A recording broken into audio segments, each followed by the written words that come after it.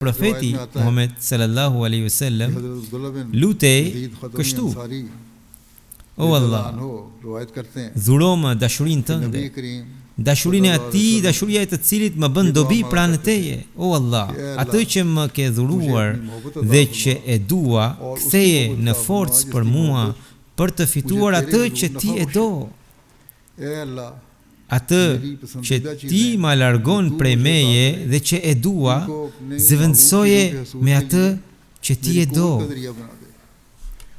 Pra, ai lutej që gjërat e dashura që Allahu i jep të bëhen burim force për të arritur gjërat që Allahu i do më shumë dhe për të fituar më tepër dashurinë e tij.